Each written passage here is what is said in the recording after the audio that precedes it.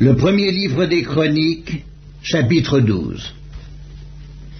Voici ceux qui se rendirent auprès de David à Tsiklag lorsqu'il était encore éloigné de la présence de Saül, fils de Kis. Ils faisaient partie des vaillants hommes qui lui prêtèrent leur secours pendant la guerre. C'étaient des archers, lançant des pierres de la main droite et de la main gauche, et tirant des flèches avec leur arc. Ils étaient de Benjamin, du nombre des frères de Saül. Le chef, Akiézer, et Joas, fils de Shema, de Gibéa. Jéziel et Pélet, fils d'Azmavet. Beraka, Jéhu, d'Anatoth. Jismaéja de Gabaon, vaillant parmi les 30 et chef des 30. Jérémie, Jacaziel, Jocanan, Josabad de Guédéra, Élusaï, Jérimoth, Béalia, Shemaria, Shephatia de Harof, Elkana, Ziskija, Azaréel, Joézer, Jaskobéam, Koréite.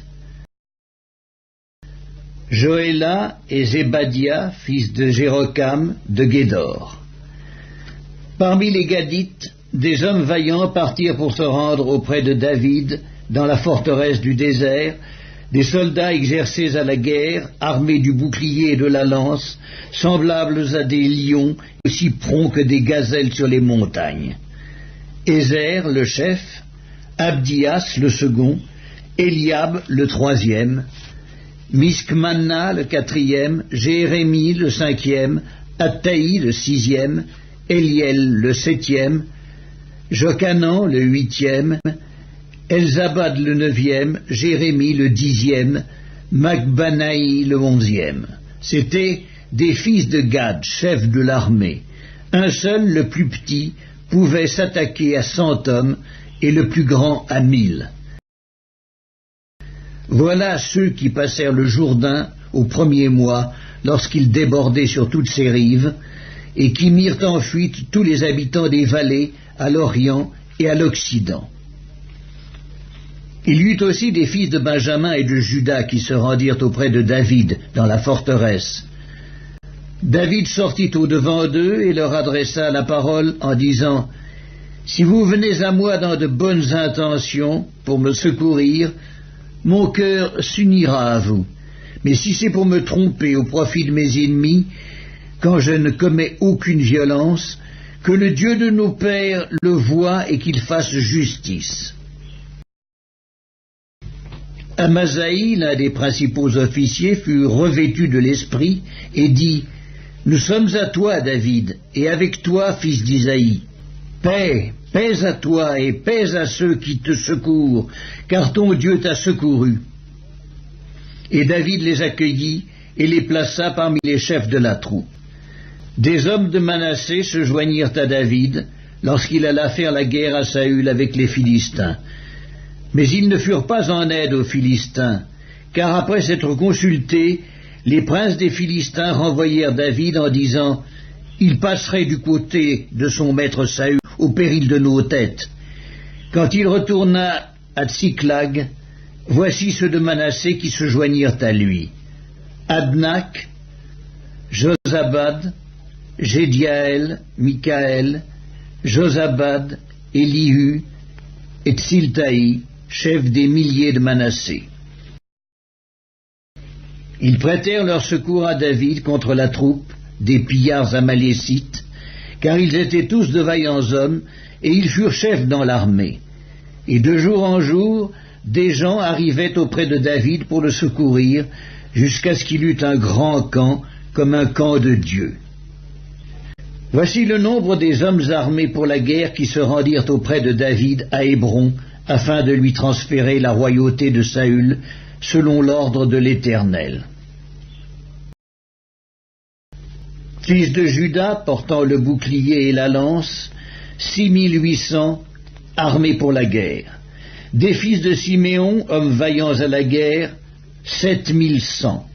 Des fils de Lévi, 4600. Et Jéhojada, fils d'Aaron, et avec lui 3700.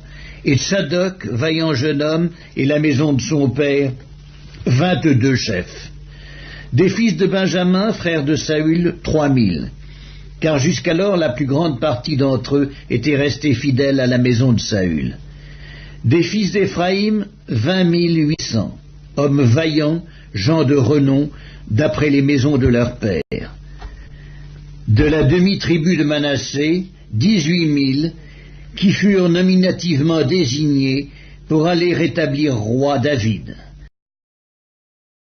Des fils d'Issachar, ayant l'intelligence des temps pour savoir ce que devait faire Israël, 200 chefs, et tous leurs frères sous leurs ordres.